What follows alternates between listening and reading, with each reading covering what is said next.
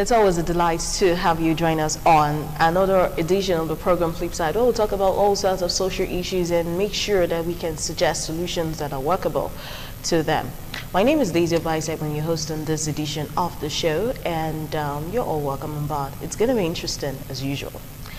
You know, on the 12th of August yearly, the United Nations have picked that date to mark the International Youth Day. We have a lot of days. In fact, they look for everything has a national day or an international day right now. We have Youth Skills Day, we have Youth this one, Youth that one. But August 12th is International Youth Day. So all over the world, there's something to mark and celebrate youths, maybe their achievements, on ways to make them even better, because about 40% of the world population is actually comprised of the youths. And so we're very, very important. You cannot do nothing without us. And to top that, this year's theme is going to be creating safe spaces for youth, or you can also remove the creating and just say safe spaces for youth.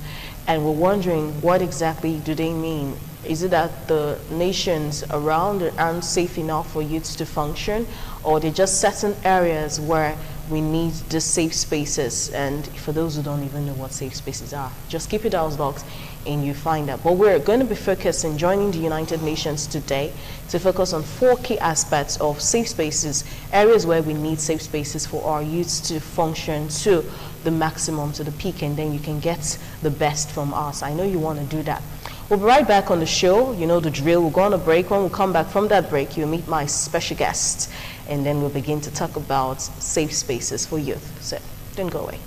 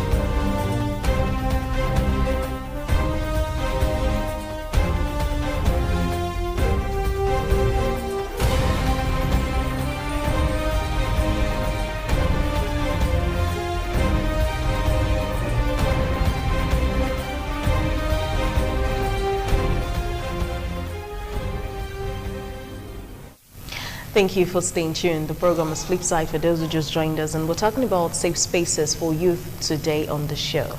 I have 2 guests in the house, 2 youths, 2 young people, and we're going to be talking about this together. All right, close to me right here is Edusa Omogbe in the house. He is actually an IT analyst, so when you talk computer, you need to talk to this guy. And also after him, I have Oganetejiri Asinaba. You've seen him on this platform before representing Red Cross, but today he's not going to be representing Red Cross.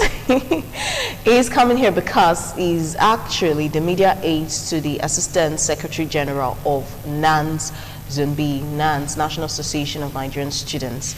So he's here on that platform. So 2 youths, and we're going to be talking about this quickly. Now, talking about creating safe spaces for youths, the United Nations said they want to deal with 4 aspects of safety. The safe space they are talking about, they want to look at the civic part of it, which deals with governance.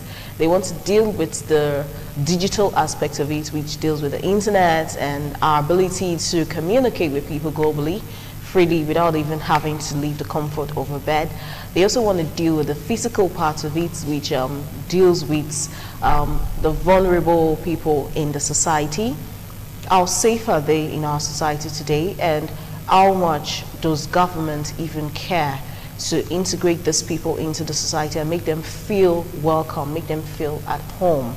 Yes, so we're talking about people who have maybe a physical challenge or people who've been displaced, especially the IDPs. You know, the Chibok girls thing, they've recovered some. When you hear that this person was in Boko Haram camp, will you let the person feel at home, or you make the environment so hostile? So how safe are these people? And also, we're looking at the public space too. The United Nations want us to deal with that part, because they believe that we need a lot of safety when it comes to areas of leisure and sports and things that make up physical activities. And if you're not healthy physically, it will affect your mind. And when your mind is not healthy, trust me, every other thing you're going to do with all the many gra-gra that you have as a youth is not going to work. So together we will be talking about this creating safe spaces. And I'm talking about, let's speak the civic part. That's where we're starting from, governance. Now, looking at the kind of politics we play in Nigeria right now, I'm going to start with you, Tejiri. Looking at the kind of politics we have right now, where it's filled with both vote buying and harassment here and there. Let's not even get started on what's been happening in Abuja, the Senate, and DSS wearing masks. You have cases of vote buying. So if you're not even loaded, sorry, you're not running nothing. And then we also have rumors and hearsays that a lot of politicians, for you to attain heights, you have to join one form of cult group. There's a lot of occult rumors also attached to politics. But how safe is it for youths to run and engage in governance right now? We've been pushing for not too young to run and all that, but is it really safe for youths to delve into politics? The truth of the matter is, it's often been said that youths are leaders of tomorrow, but the new saying now is youths are partners of today to be leaders of tomorrow. And the reason for that is very, very simple. If you check the antecedents of every leader in government right now, they started when they were youths, they started when they were young, and they are still there today. And oftentimes, the reason why they can remain there is because they have been able to harness the power of the youth, today's youth, under them. So the youth remain under them. So if you go into more civilized environments, you find out that these youths ought to be maybe viewed as understudies or interns, as it were. So by that definition alone, we're already in the corridors of power. So if a person is a partner with you in development or in government today, he's the one who is running your office, is your aide for this, is your assistant for that, it stands to common sense that the person is learning and honing some skills to take over. So the challenge I think we have is when these leaders refuse to let these persons take the center stage. And I think that's a problem. So issues as regards the financing, as regards affiliations and all of that, I think the youths already have that. But I think it's the refusal of these older ones to leave the stage for the youths to shine. I think that's where the real... So now that the older ones are not allowing power leave their hands, so it's going to be a battle. Are you sure we can handle that? Well, to a very, very large extent, I think the challenge there will be based on perspective. Some persons who come from the school of thought where you have to oust them out of power, you have to force them out. And then some persons will take the more respectful approach where you have to beg them to say, okay, allow us lead it, your time has passed. So it now depends on two things. If those who are in power are reasonable enough to realize, okay, it is time. It's like colonial times and independence. Every country started out as a colony, under some other person, and then realized some person had to force their independence, and others through some diplomacy rather, were able to negotiate and this and that, and then they got their independence. So it now depends on the disposition of those who are leaders today, the older men, all our fathers, if they are going to be willing. It's like when you have a family where you have a father who does not feel that his first son can take responsibility, he'll most likely handle that responsibility till he dies. Do you understand? And then when he has died, the mantle of leading the family falls to the son, ready or not. And some persons have grown, into that shoe that has been left for them. I'll give you an instance of one of the time when we were younger in primary school. We learned that the youngest king was from Agbo, and this and that. I think no one ever stood up and complained that, okay, he became a tyrant, or he was a childish king, or he rose and learned how to lead and successfully led these people. So the fear of if the youths are ready should not come up, because the youths have been involved in government. So I think it's just the willpower for our leaders today to allow the youths to take what ought to come to them. So the issue of safety is not really much of a challenge. It's safe enough. If we are safe enough to be helping you run your office, I think we are safe enough. It's safe enough for you to also leave the office for us. Okay. All right. Now, Adusa, I can call you that, right? Yeah, sure. Okay. Now, a lot of interviews on television and radio, you have the elderly calling into the programs to say the youths might have the energy to run and get involved in governance, but they do not have the knowledge, they do not have the smarts, and they're just too much in a hurry. You need wisdom, you need experience to run things. You cannot ever compare the government of someone who is about 60 and the government of someone who is about 25. There's a lot of, but do you think we have what it takes to get into government and do well? Yes, I believe we have what it takes. Going by what Chidre has said, which is very, very true. You have most of the PAs of these politicians, both in the NAS and State House of Assemblies. Most of their PAs are youths. They've learned the process. Like he said, they don't have the share will to allow these youths come into power. We've not had cases where youths were given such privileges and they messed it up. So we have the share knowledge. We have knowledge, we have skills, we've improved ourselves enough to go into politics. If they don't allow us to come in now, when do we showcase all we've learned? When you're 60. and I think by now they ought to be good mentors, political mentors now. Like he said, you could have youths who are intent that come around and you tutor, you mentor them. When they are allowed to go into power, you also mentor them while they're there. Watch to see that they don't make mistakes. And you have everything go smoothly. It could start as low as a councillorship. You're a senator in Abuja and you're mentoring someone who is a councillor, who in turn should also mentor others.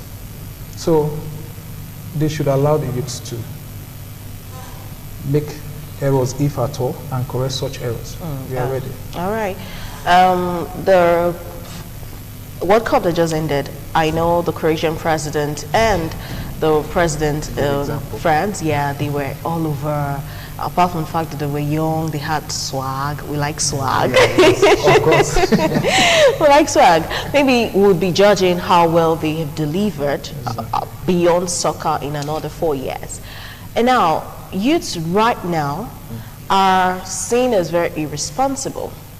You did say something about them being PAs and all of those. Well, we have seen, or it's been, it's believed that most of those PAs are the people that are being used to be agents of violence when it comes to elections. They're the ones who are in the voting polling units sharing the monies. The youths are the ones who are carrying the ballot boxes and running away. The youths are the ones shooting guns. So, these are the same youths who are already involved in the politics. Are we going to be bringing brand new people who are not known to come run, take power and deliver? Or if we still allow these same people get into power, they have what it takes to deliver? Personally, I see that as smokes and mirrors. I'll tell you why. The urban agenda, the United Nations urban agenda is very, very clear. It's focused on creating space for the youth to enable them to interact with families and, create constructive environments for them to integrate across generations, which means there are skills and experiences that the older generations have, that the young ones need to learn. So the older, the more interactions these two generations have, because they're far apart. They are, old ideas, old men ideas that they may be able to imbibe from the interactions. However, that happens a lot when you take a youth and make him an intern in your firm or in your political party or in this or in that.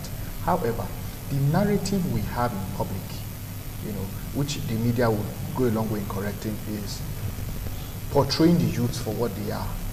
Now, if I work for an old man that wants to run for office, I go there with a certain mindset that hopefully I will rise through and be like him. Now, it depends on him to mentor me in the right direction. That's one. Now, if he sends me to do this, I think probably there's something I'm going to learn from that. So it's the approach that these old men take, which is again an old idea. So if the old men choose to pass bad ideas to us, the youths go on with that mindset that is the idea of politics. So a lot of them, if they are mentored right, will go on right. I'll give you yet another example. When you have sports, for instance, we give you the idea of the French national team. Macron is a young president, and the Croatian president too is also very, very young. Now, these are persons who probably in their time have engaged in sports, right? Now, if not for the World Cup, we would not have known this much about them, but it came to the fore, and we could see the outlook they had, wearing their own jerseys and all that. We didn't get much of that support from our side because very likely most of our old men did not have that much time to even engage in sports. Sports wasn't popular in their time, but it's coming to that now. So because they know, because they had that exposure, that is the reason why they can provide that much support. Do you understand? Yeah. So it is the way you have exposed these youths. That is what they take. Now, if as a youth I have a good mentor and has taught me right, I would proceed. So the fear of the youths not being able to do this because they have been exposed to thuggery and all of those things, I think it's only a function of leaders trying to limit them to that level, so that they do not move beyond political thuggery. Okay. We have seen situations of politicians who want to hand over to their children, probably because they've trained abroad, they've been exposed to better ideas, and you now come back, you want to leave the office for that person. Why does that happen? So those of us who are here in Nigeria, who have schooled here, lived all our lives here, and probably have been reduced to that level, do not know enough to graduate to the next level. So it's a matter of sincerity. If we have leaders who actually want to grow the youths, to a very large extent, the youths are ready to learn. Okay. So, and even right now, I'm aware that a program was held today.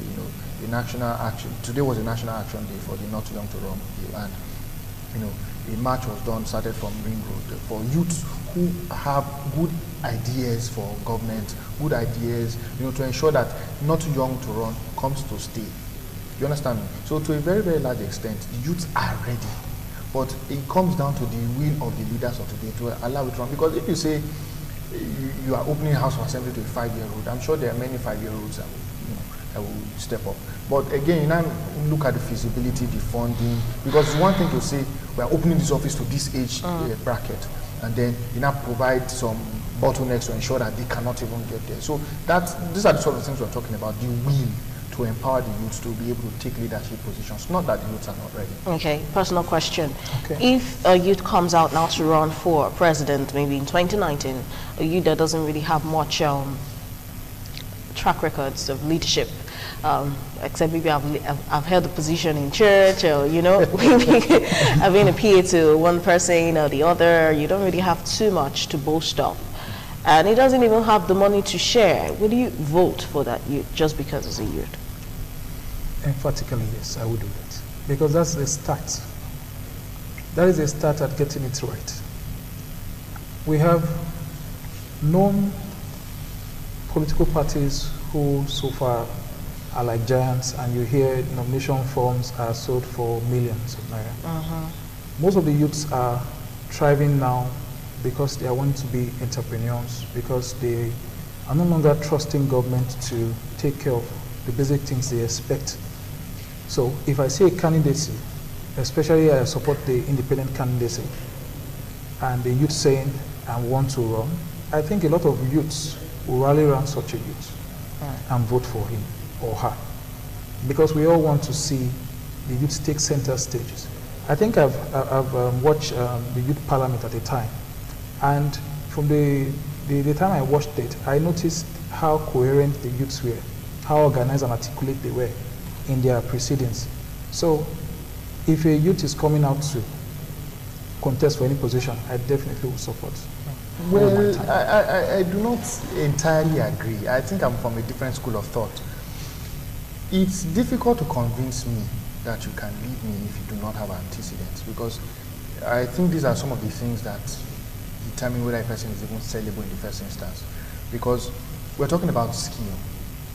In those days, they used to say that it's difficult for a person to lead an entire country if you've not managed anything in your life, because there are so many factors that come to play. So a youth that has an interest in leading should have led, should have started to lead at some point. Say you are a first son, you are leading in your family already. Do you understand? And then say maybe you get into school, you get into church. Those are leadership positions already. They are capacity that build, because there are skills that you need. You cannot say, okay, because I'm President of the Federal Republic of Nigeria, I'm Grand Commander of the Armed Forces, so someone just coughs in that place, I just command the entire armed forces and say, okay, go and close down that village or close down that community. It will be wrong. So there are a lot of characters, there are a lot of, you need to learn a lot of discipline, because with great power comes great responsibility. These are critical things. So rising through the ranks, there are a lot of things that youths learn, as regards leadership and management of this power, approaches to things, diplomacy, knowing how to, because imagine you're president of the country at 25 and you've not realized the need for diplomacy with other countries. You probably have issues. Do you understand? Because I don't think there's any country on this earth that is self-sustained.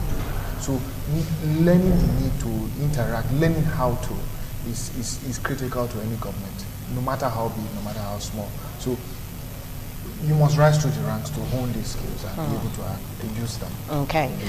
All right. In as much as we're saying we're ready to allow the youth come into governance, and creating safe spaces might seem to rely much more on the leaders that we have right now, so that everywhere is soft and we can come in. But I also know that the day we talked about International Nelson Mandela Day, the youths we had on set did say that most times freedom comes with violence. You have to fight for it. And I'm thinking that I would say the youth should look for a way to create their own safe spaces. If you're going to be waiting for it to be handed down to them, might be a very long time in the Banjo's voice. Anyway, you're watching Flipside. We'll go on a break quickly, and when we come back from that break, we'll talk some more, and we'll be talking much more about the public aspects of safety, especially since we've hinted on sports. We'll be right back.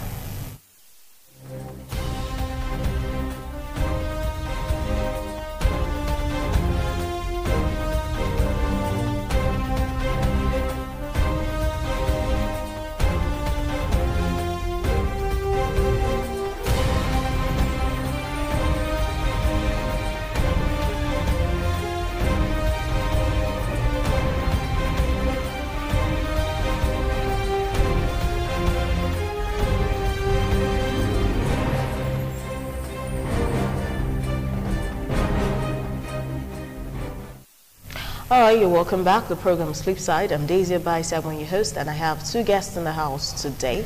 I have Edosa Morwe in the house, and I also have Tejiri Asinaba in the house. Together, we're talking about safe spaces for youth. And we've talked about the civic part of the agenda of the United Nations, youths coming into governance and the environment being safe enough for them to function and not so hostile. And we've seen that actually in Nigeria, the environment is not that soft. And it's going to take a lot of struggle, but hopefully we'll get there if we have enough willpower. Now, talking about the public safety, the in 2012, yes, 2012, yeah, Nike, the sports designer, they make a lot of sports jersey and footwears.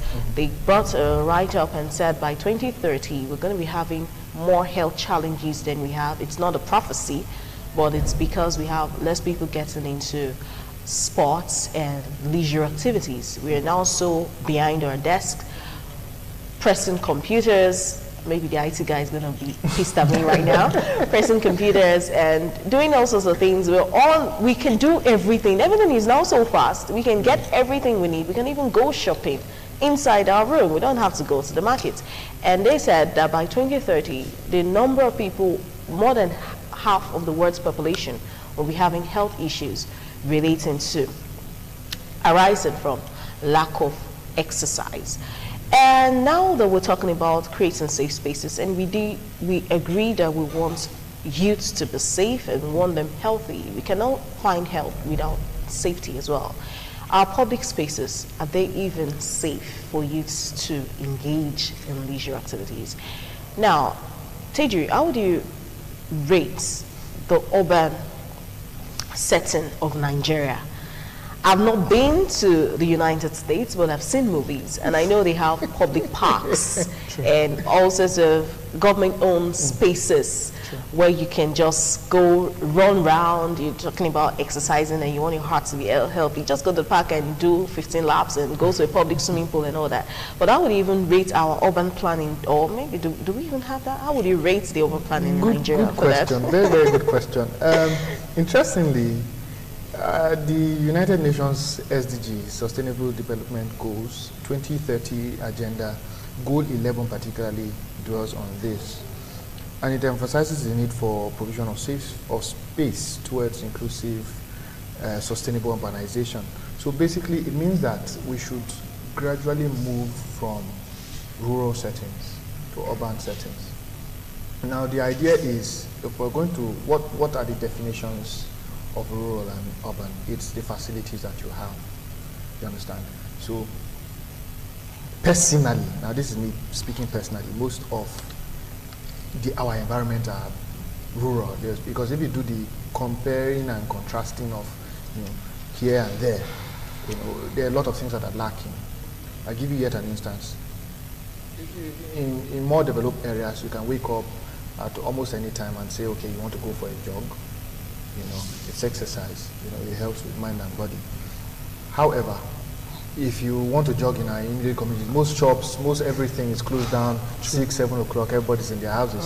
So you cannot say you want to do a midnight jog or you want to go to one pool and do a midnight swim, except maybe you're lodged in a hotel that has a pool. Do you understand? So they have what you call community centers in developed societies, where they have maybe a community pool, besides a community market, maybe a community sports center, a community gym. Every community is supposed to be self-sustaining.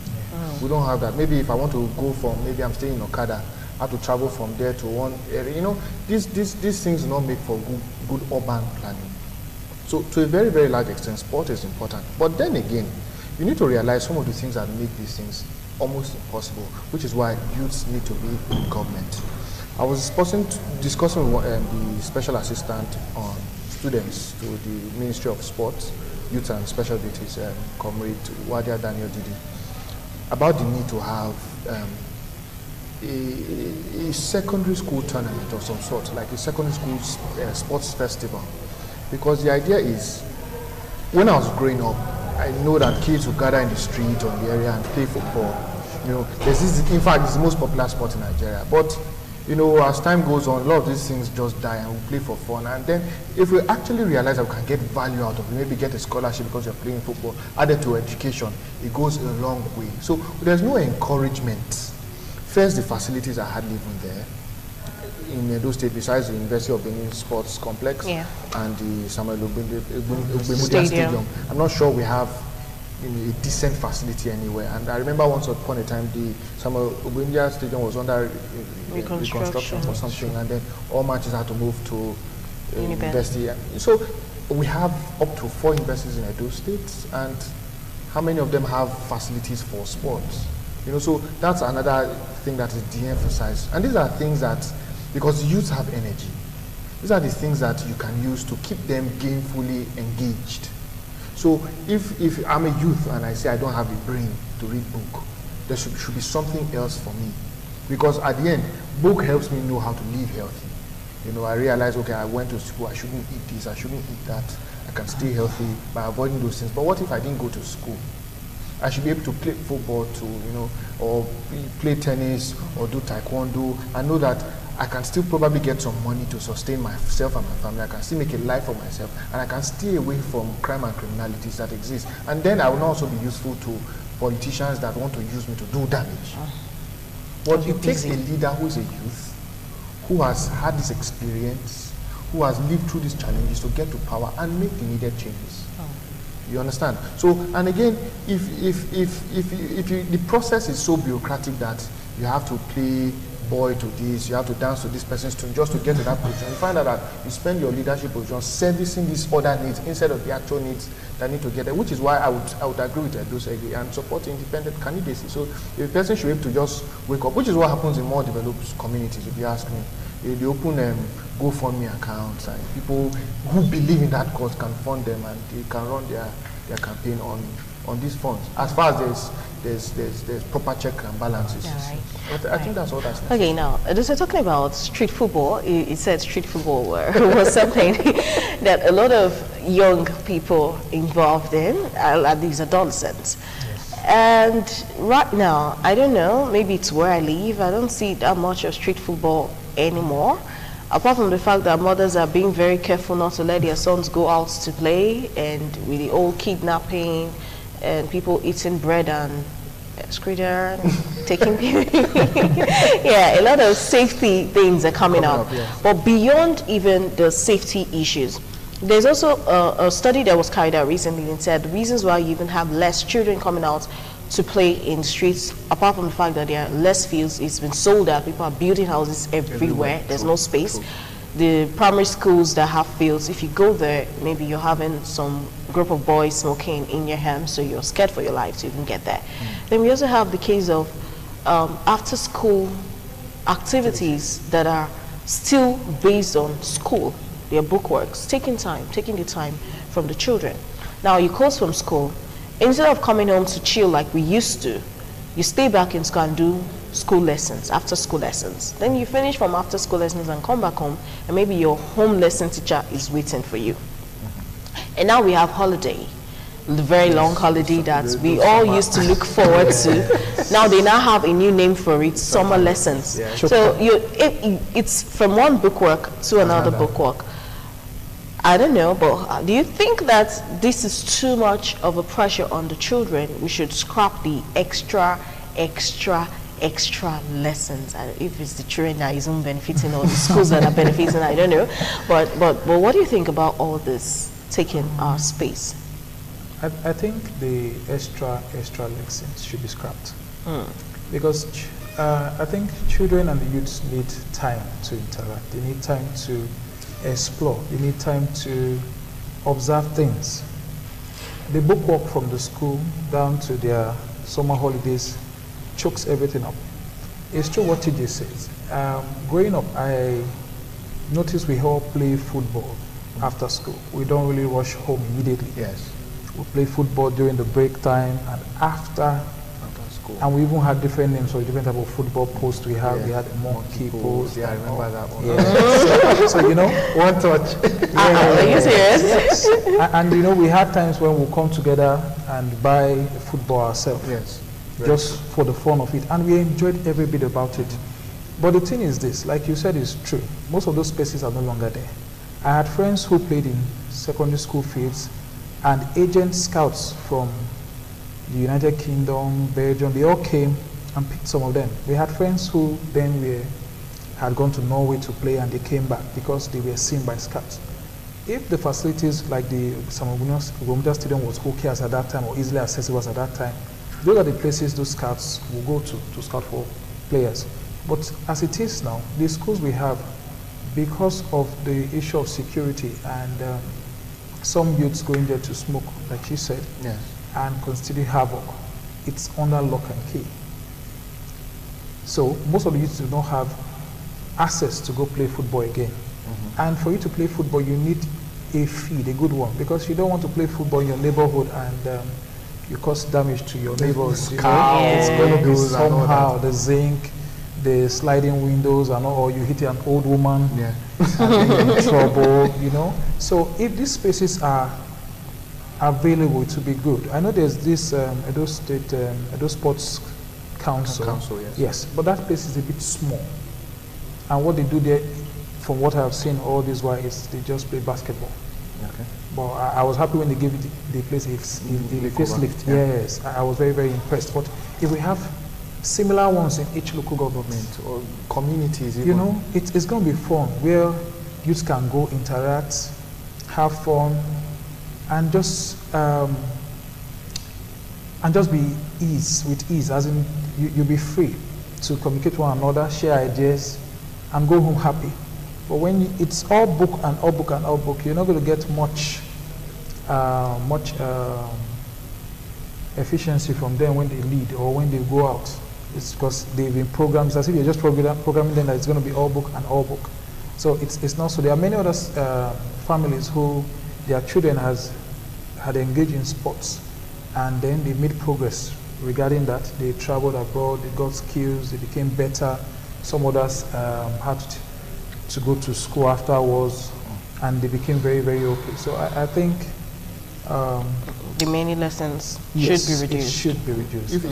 If you ask me, I think book is good. There's no doubt, you know, but to a very, very large extent, it should not be the only thing that we have.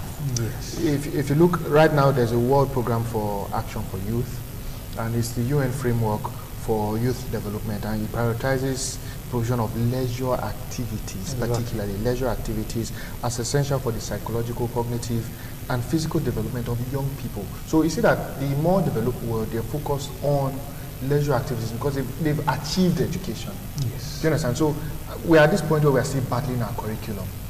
We're still trying to get what should be and what shouldn't be, you know, how the program should be structured. We're still battling that. So it makes it hard for us who even have time to focus on leisure activities like sports.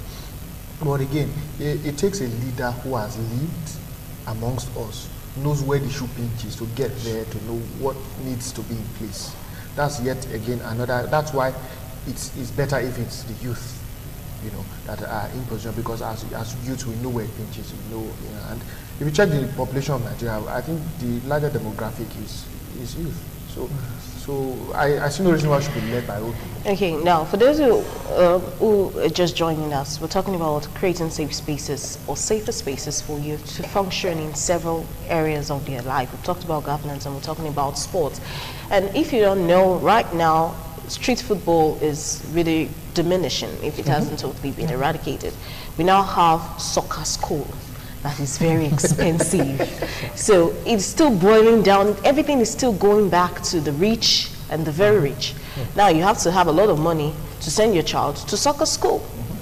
And someone was suggesting and said that we should, since most of the lands have been sold out and you can hardly even engage in street football or any of the leisure games that we do. I didn't play football so much. I played for a while. As a girl, I wanted to be a footballer. Yeah, I played football for a while. Then my mom decided that it was too manly and I was becoming too much of a guy. But there were other activities ladies could do. Yeah. I don't want to say the names for this. I'm from the village. And so we had fun. We had fun growing up. Someone suggested that some of the public buildings that we have that are abandoned should be demolished and turned into fields. We have brewery companies. We have post offices that are not functioning. Not functional, isn't it? Well, I personally, you know, when you talk sports, the first thing we think about is football. For me, that's a problem. There are a lot of sports. Yeah. As simple as walking, I don't think we do walking internationally. And then I think the district government has tried to incorporate that by putting parks. A lot of so Nigerians we trek. Well, let's be sincere, a lot of Nigerians trek. But walking, we're not even active in walking. We're not active in swimming. We have persons from riverine communities that swim a lot. That's the word on the street that every Nigerian thinks. So if we even focus so much on football, you see that we're not even doing it very well. I'll give you yet another instance. Those days we'd have in the street, you know who was the best player in football. Exactly. And they'll do inter-street competition. Exactly. And we can't even get that done for secondary schools. I think currently ongoing now we have the university, Federal University something that's currently going on. I know the University of Benin is currently played a match against Lagos recently, I think in the past week. So we have competitions like that ongoing. Now, how do you get into a university and then make even the school team? You must have had that interest before getting there. Abroad, you can have a football scholarship. And the next thing you know, they say they are building you to get to this point. There are diverse ways you can engage the youths. But my point is, you have to be a leader who knows that these things exist. Because when the essay to the Ministry of Youth was telling me about these ideas that were on ground and all of that, I told him, isn't it possible? Because he was talking about from the university cadre up. I asked, can't you step it down to secondary school? Let's grow the youth from young. And he asked me one question: who will sponsor it? So you see that apart from even government, those who are maybe big, the likes of the Aliko Dangotes of Nigeria, they need to also realize the need for some of it. I was reading somewhere, I think on social media, on Twitter, where it was said that Aliko Dangote has some interest in buying house now by a certain year. That is foreign. What happens to the local teams that we have here? Why can't you take over one and grow it to international standards? These are all critical issues that we need to look at and sincerely talk about. You get it? All right. I don't want to get started on cycling. I know there was a time where if you have a bicycle in Nigeria, you're a big shot. And so you just have your bicycle around. If you get a bicycle right now and put it on our road, I feel for you because there's no safety. Our roads are death traps, even for cars. Talk less of bicycles. I think we need more safety in that area of public spaces. We'll go on another break on Flipside. It's about you. We're talking about health now, so let's quickly deal with health. And we're talking about watermelon, and it's about you. So you all need to prepare yourself to buy watermelon today, because I'm sure you'll be encouraged to do so. We'll come back. We're not done talking. We still have many more things to talk about. So enjoy the watermelon on It's About You documentary. Then we'll come back and continue our safe spaces for you.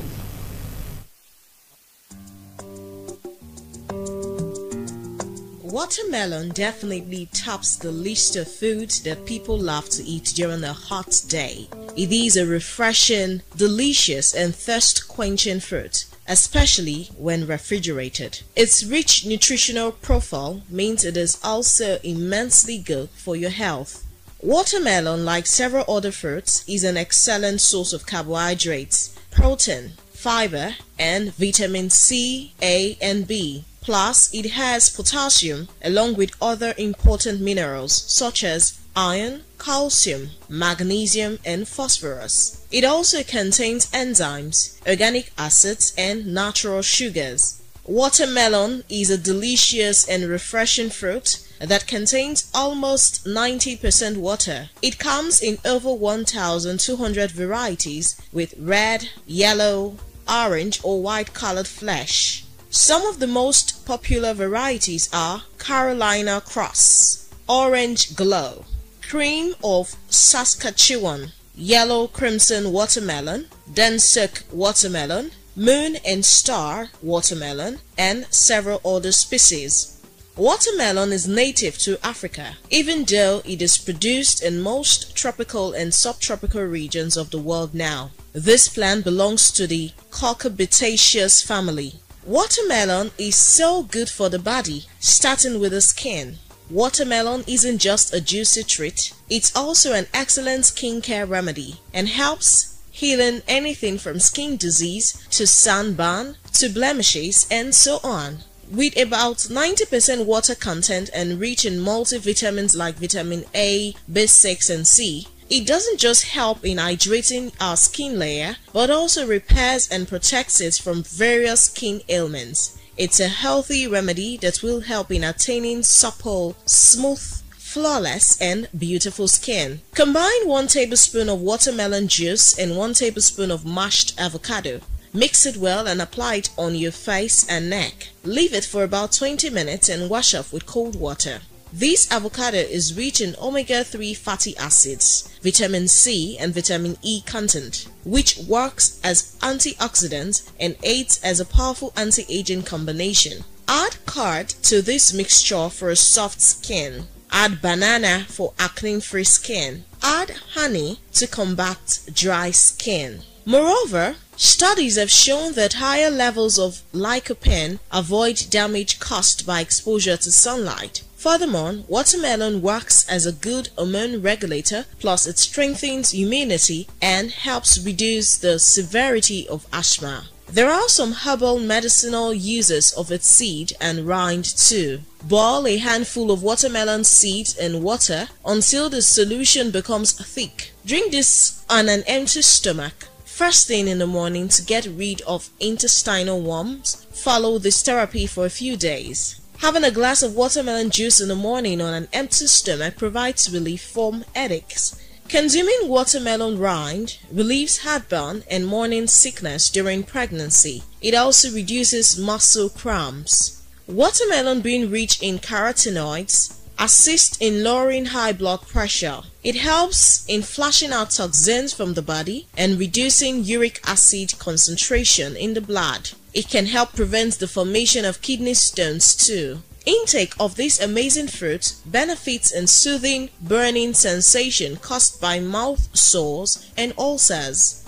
Watermelon also aids in weight loss, as well as it helps the metabolism work efficiently. Watermelon is low in calories and contains no fat or cholesterol, all of which aids in weight loss. One important component in watermelon that helps with weight loss is a compound called sertraline. This compound metabolizes into the essential amino acid arginine that helps reduce the rate at which the body stores fat and improves cardiovascular functioning, according to a 2007 study published in the Journal of Nutrition. Watermelon, containing more than 90% water, also fills you up quickly and helps control overeating. Many people have no idea how to pick a watermelon. They just knock on it, which is funny, as many have no idea why they do that.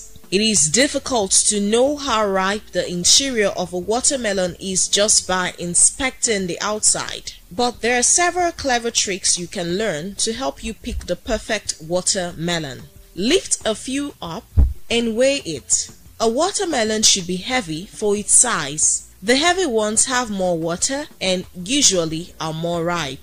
2.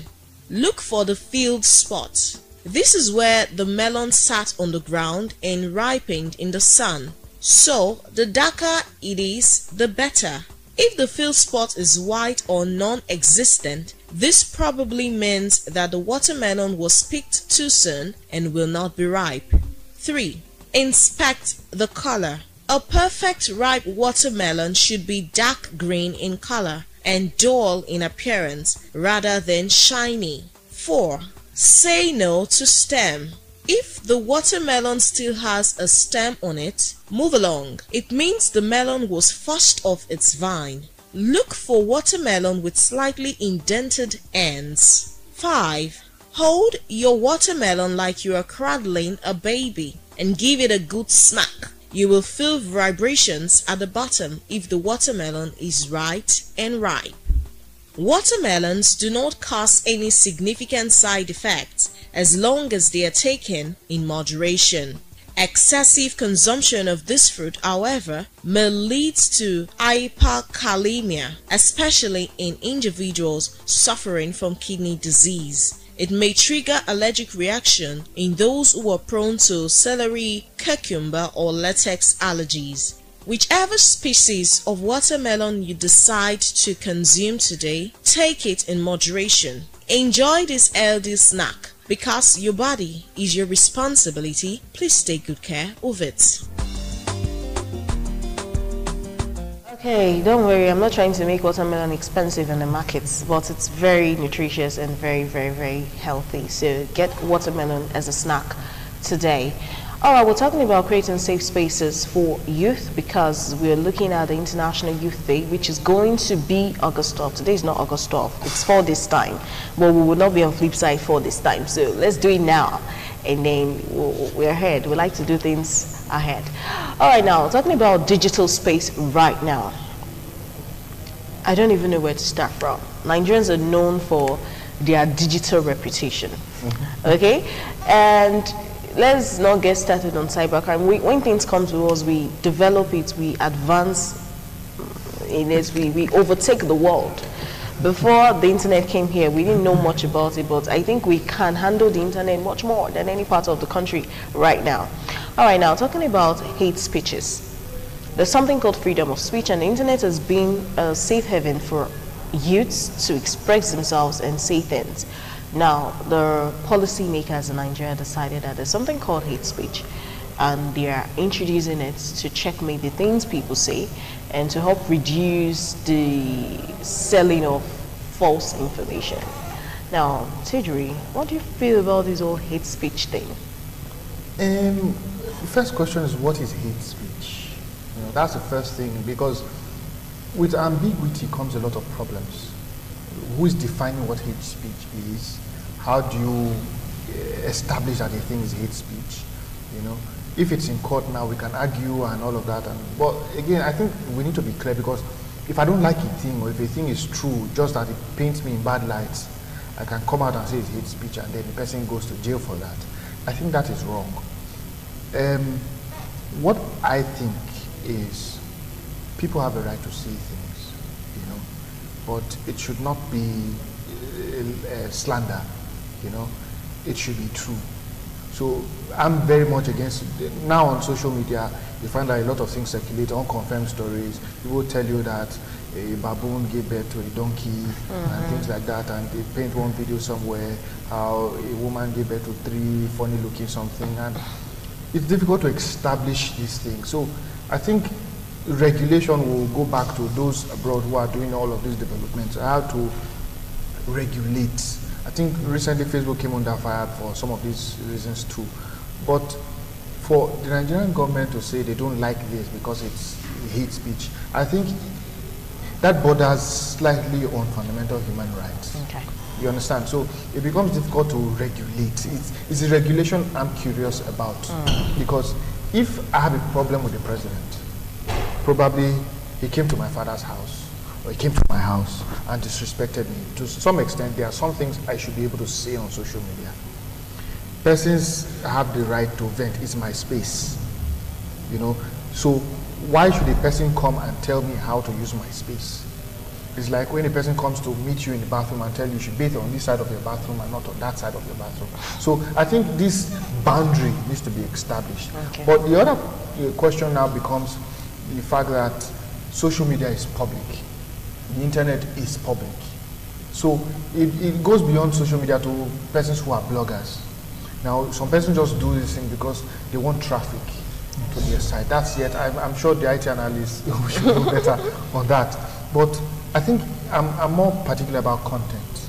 Because if you say you're going to regulate hate speeches, you should not infringe on people's rights, and it should not be targeted at closing the mouths of the people so they are unable to speak, because people now become scared that when I say this thing, somebody came to meet me and says I should be his dog, or I should go and kill somebody because of political reasons, and I put that out and they say it's hate speech, and then the person goes to jail, and because you are the one in power, you are the one who has the money, you are the one who is older, you know, and people have already seen us in this light. So I think those are some of the issues that I'm more concerned about. Okay, now talking about internet fraud and scam, the internet used to be a very safe space for you to express yourself, meet people, and make new friends. But right now, I don't know if there's safety in the internet with all the cyber crimes arising daily. Now, is there any way we can make the internet safer for the youths?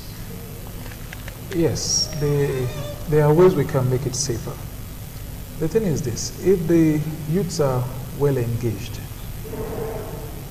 the reasons most of them go into this is because on their part it's failure of the government. Before now, anything that tends to thrive to their own benefit when there's a failure in government, they tend to embrace it. And when you come around and you hear your friend is into cybercrime and he has made XYZ number of amount of money, he has bought a car, the next thing most of the youth start thinking is, how do I get through? How do I do this? And let me come and meet him and ask him how he went about it, so I could also attain this status or be this comfortable. Because it's saying that the government isn't doing so much to ensure that youths are properly engaged. A youth who has a job, like we see abroad that some students, most students could actually go to other jobs other than school.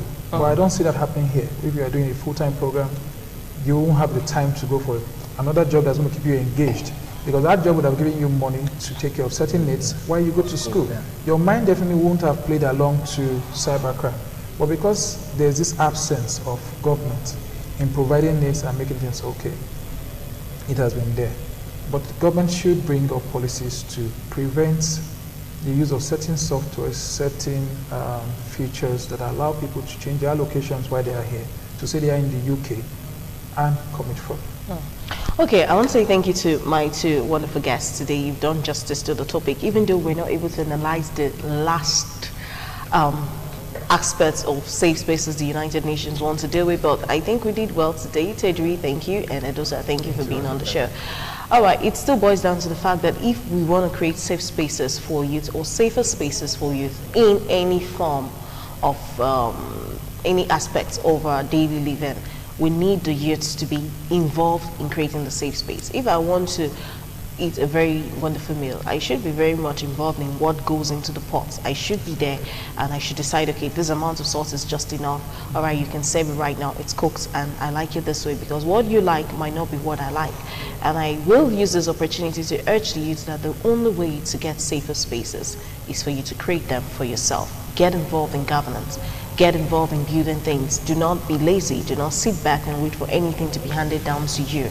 If you want to get something, you have to be violent, not breaking the rules and causing disruptions in our society, but the violent take it by force. Don't kill, don't hurt nobody, but stand for your right, fight for your right, and ensure that we get safer spaces. We want to excel. I'm a youth, and I'm very much interested in this matter. And Daisy Bicycle once more, thank you so much for staying with us. You can watch this program again on YouTube. Just go to youtube.com/ITV Radio NG, or you just tap the program Flipside on your search icon and you'll find several of our episodes, and you can watch as many of our programs that we have online. Thank you, and have yourself an amazing part of the day, rest part of the day. Bye.